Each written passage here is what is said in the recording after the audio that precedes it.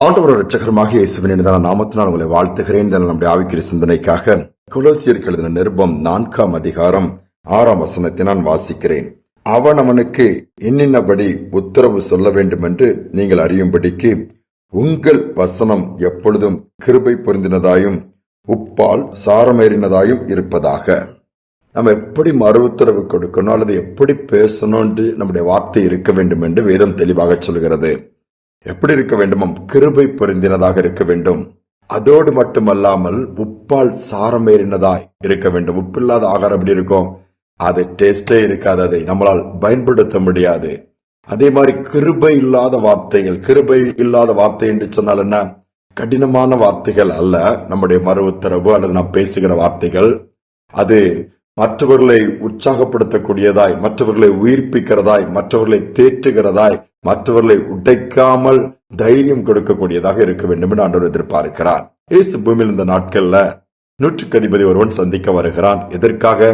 தன்னுடைய வேலைக்காரன் சுகவீனமா இருக்கிறான், அவனை இவ்விடத்தில் கொண்டு வரவும் முடியாது. அப்போ இயேசு சொல்ல, நான் வந்து சுகமாக்குறேன், இல்ல நீ வீட்டுக்கு வரக்கூட நான் தகுதி கிடையாது, நீர் ஒரு வார்த்தை சொன்னால் போதும். பாருங்கள், இயேசு அந்த விசுவாசத்தை, அவனுடைய காரியங்களை பார்த்து ஆச்சரியப்படுகிறார். ஒரு வார்த்தை நீங்க சொன்னா போதும், என் வேலைக்காரன் சுகம் அடைவான். இயேசு சொல்லுகிறார், உன் வார்த்தையின்படியே அவன் சுகத்தை பெற்றுக் கொள்வான் சொல்லுகிறார். இவன் போகிறான். அதே நேரத்தில் இயேசு சொன்ன நேரத்தில் அங்கு சுகம் பெற்று விடுகிறான். பாருங்கள், இயேசுடைய வார்த்தையில் அவ்வளவு வல்லமை இருக்கிறது, அதுல கிருபை இருக்கிறது, அதிலே அதிகாரம் இருக்கிறது, ஜீவன் இருக்கிறது, சொல்லிக்கொண்டே போகலாம். நம்முடைய வார்த்தையும் அப்படி இருக்க வேண்டும் தான் ஆண்டவர் எதிர்பார்க்கிறார். இன்னைக்கு அநேக நேரத்தில் நாம் சோர்ந்து விடுகிறோம். என்ன பேசுவது, எப்படி பேசுவது, என்ன செய்வது என்று சொல்லி எனக்கு பதில் தெரியலையே, நான் அவங்களை எப்படி ஃபேஸ் பண்ண போறேன். பல இடத்துல, சில இடத்துல பேசத்தகாத வார்த்தைகளை நம்ம விட்டுறோம், வாய் விட்டுறதும். நிறைய வார்த்தைகளை பேசி அதனால்தான் இன்றைக்கு பிரச்சனைகள் அநேக இடத்துல அதிகம். வேதம் என்ன சொல்கிறது? சொற்களின் மிகுதினால் பாவம் இராமல் போகாது. ஏற்ற நேரத்தில் சொல்லப்பட்ட வார்த்தை சரியான வார்த்தையாக இருக்குமானால், கிருபை பொருந்தின வார்த்தையாக இருக்குமானால், அது உப்பினால் சாரமேறின வார்த்தையா இருக்குமானால், வெள்ளித்தட்டில வைக்கப்பட்ட பொற்பழங்களுக்கு அது சமமாக இருக்குமாம். வேதம் அதைத்தான் சொல்கிறது. நம்முடைய வார்த்தை எப்படி இருக்கு? நம்ம அதிகமாய் பல வளன் பேசிக்கொண்டு இருக்குமா, வார்த்தையில் இருக்கிற வல்லமை நாம் இழந்து விடுவோம், வார்த்தையில் இருக்கிற ஜீவனை நாம் இழந்து விடுவோம். அதுதான் உண்மை. ஆபிரகாம் லிங்கம் ஜனாதிபதியா இருக்கும்போது ஒரு இளம் வாலிபனுக்கு குற்றவாளி இன்றை தீர்க்கப்பட்டு தூக்கு தண்டனை கொடுத்து விட்டார்கள். இது அவருடைய நாலேஜ் கொண்டு வரப்படுகிறது. அந்த தகப்பன் வந்து நிற்கிறார், காத்து கிடக்கிறார். ஆபிரகாம் லிங்கன் எப்படியா பார்த்து ஒரு முறை இரக்கத்தை பெற்றுவிட வேண்டும் என்று மகனுக்காக. கடைசியில ஆபிரகாம் லிங்கனை பார்க்கக்கூடிய பாக்கியம் கிடைக்கிறது. போய் பார்த்து, ஐயா, என் மகன் சின்ன பையன் ஏதோ தெரியாம பண்ணிட்டான், கொஞ்சம் அவனுடைய மரண தண்டனை நிறுத்தினீங்கன்னா நல்லா இருக்கும், நான் அதற்காக தான் வந்து கெஞ்சினேன். ஒரே ஒரு பையன், தகப்பன் உள்ள எவ்வளவு வேதனைப்பட உங்களுக்கு தெரியும்லான்னு சொல்லும் போது அப்புறம் வாழவலன்னு நிறைய பேசல. எதுக்கு, அவன் என்ன பண்ணான், குற்றம் அப்படித்தான், சட்டம் இதை தானே சொல்லுது, அதெல்லாம் எந்த ஆர்கியூமெண்ட்டும் பண்ணி அதில் கதை கேட்டுட்டு இருக்கல. நேராக சொல்லலாம், நீ போப்பா, கவலைப்படாத, உன்னை பார்த்தா எனக்கு பரிதாபமா இருக்குன்ற அவர் மனதில் நினைச்சிட்டு மெத்து சுலான்னு சொல்லி அவனை போல அவன் வாழ்க்கை, அவன் நாட்களை போல அவன் மகனுடைய நாட்கள் இருக்கும் அப்படின்னு சொல்லிட்டாரு.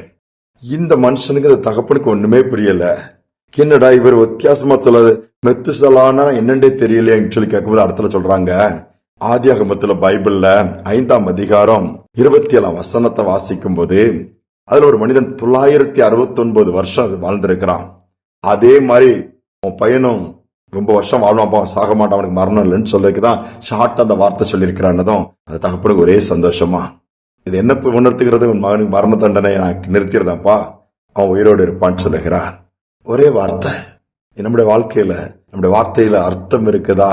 அதுல உப்பினால் சாரமேற்றப்பட்டிருக்குதா? கிருபை இருக்குதா? கொஞ்சம் யோசிப்போம். அப்படி செய்வோமானா உடைந்த உள்ளங்கள் உயிர்ப்பிக்கப்பட்டு விடும், பிரிந்த உள்ளங்கள் இணைந்து விடும், நன்மைகள் தொடர ஆரம்பித்து விடும், கண்ணீர் துடைக்கப்பட்டு விடும், காயங்கள் கூட ஆற்றப்பட்டு விடும். எல்லாவற்றுக்கும் மேலாக மற்றவர்களுக்கு காயங்கள் ஏற்படுகிற வண்ணமாய் நம்முடைய வார்த்தை இருக்காது.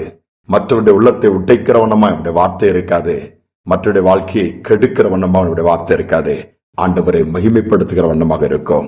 ஆவியானவரும் உதவி செய்வார். எப்படி, எங்க, என்ன பேசணும்னு சொல்லி வேதத்திலே மத்தேயு 10ஆம் அதிகாரம் 19-20 சொன்ன வார்த்தையின்படியே நமக்கு கிருபை கொடுப்பார். ஜெபிப்போம். அன்பின் தகப்பனே, எங்கு பார்த்தாலும் பாடுகளும் வேதனை நிறைந்த நாட்கள்ல, எங்கு பார்த்தாலும் மனிதனுடைய வார்த்தைகளும் இன்னைக்கு காயப்படுத்தக்கூடியதா மாறிவிட்ட சூழ்நிலையில உடைய வார்த்தை சொல்லுகிறது.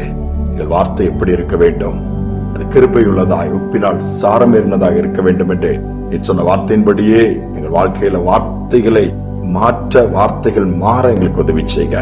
ஏன்னா அவசரப்பட்டு பேசுறதேன், அதிகமா பேசுறதேன், என்னால கட்டுப்படுத்த முடியல, கோபப்பட்டு வந்ததெல்லாம் பேசுறதேன், பின்பு ஃபீல் பண்றேன்னு சொல்றவங்க ஒருவேளை அந்த செய்தியை கேட்டு அவங்க உண்மையிலே உணர்வார்கள் என்று சொன்னால், என் ஆண்டவர் இந்த நேரத்திலிருந்து ஜீவனுள்ள வார்த்தைகளை நீர் வாயில் வைப்பீராக. நாவின் அதிகாரத்துல ஜீவன் இருக்கிறதே, பொறுப்புள்ள, அதுவும் பயனுள்ள, பிரயோஜனமுள்ள, தைரியம் கொடுக்கிற கிருபையுள்ள வார்த்தைகள் வைப்பீராக. நாங்களும் அப்படி பேச செய்ய எங்களுக்கு கிருபை பாராட்டும். துதிகன மேலாம் செலுத்துகிறோம் இயேசுவின் நாமத்தில் பிதாவே, ஆமென், ஆமென். வார்த்தைகள் எப்படி இருக்கிறது நிதானித்து பார்ப்போம். இந்த கேட்ட வார்த்தைகளின்படியே நம்முடைய வார்த்தை அவசரப்பட்டு கொட்டுகிற, உடைக்கிற வார்த்தைகள் இல்லாம மாறாக தேற்றுகிற, ஆற்றுகிற, உயிர்ப்பிக்கிற வார்த்தையாக இருக்கட்டும். இந்த சிந்தனையோடு நாளை தொடருவோம். மீண்டுமாய் நாளை தினம் சந்திப்போம்.